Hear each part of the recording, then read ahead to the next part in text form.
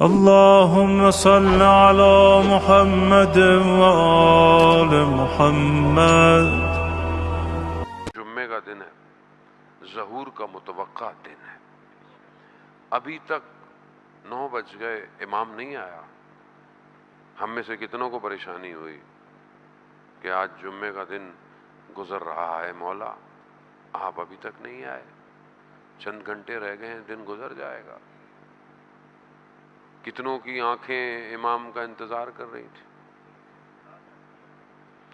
کتنوں نے آج امام کی زیارت پڑھی، جمعے والی، جمعے کے دن امام کی زیارت ہے۔ کتنی دیر لگتی ہے؟ 2-3 منٹ بھی نہیں لگتا۔ ہمارے پاس 2-3 منٹ نہیں ہے ہفتے کو، اپنے امام کو یاد کریں، سلام کریں۔ عزیزان محترم، کس زمین کے ٹکڑے پر اسے اٹھا کے رکھا ہے؟ کہاں ہے وہ؟ کہاں ہے وہ یوسف زہرا؟ وہ جمال جو جمال الہی ہے، وہ اللہم ارنی طلعت الرشیدہ،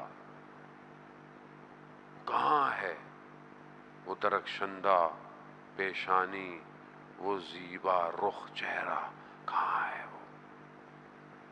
کتنا ہم اس کی یاد کو تڑپتے ہیں، کتنا ہم اسے دیکھنا چاہتے ہیں، کتنا ہم اس سے ملنا چاہتے ہیں۔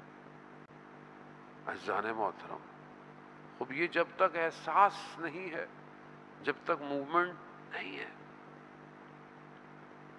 مسجد نبوی ہے،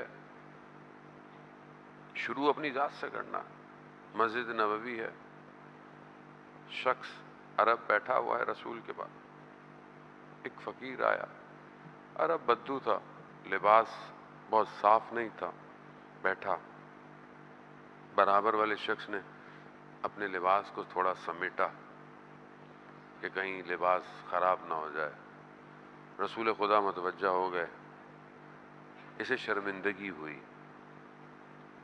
یہ کھڑا ہوا، اس نے کہا یا رسول اللہ میں معذرت چاہتا ہوں، میں اپنی آدھی جائیداد اس کو دیتا ہوں۔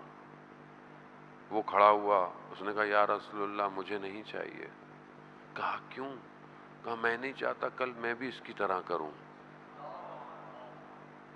یعنی جو اپنے پہلو میں کسی کو جگہ نہ دے پائے، وہ کل امام کے لیے اپنا وجود دے گا۔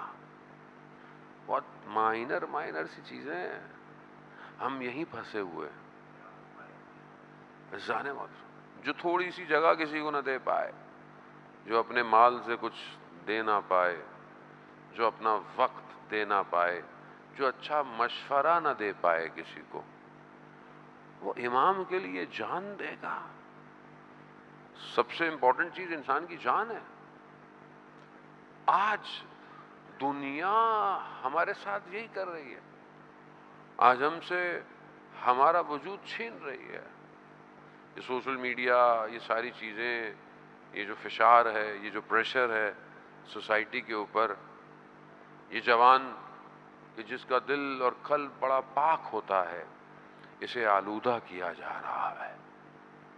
خوب اس کو سمجھے، میں نے اب چند دنوں میں آپ کو جو زحمت دی کہ دشمن کو پہچانے۔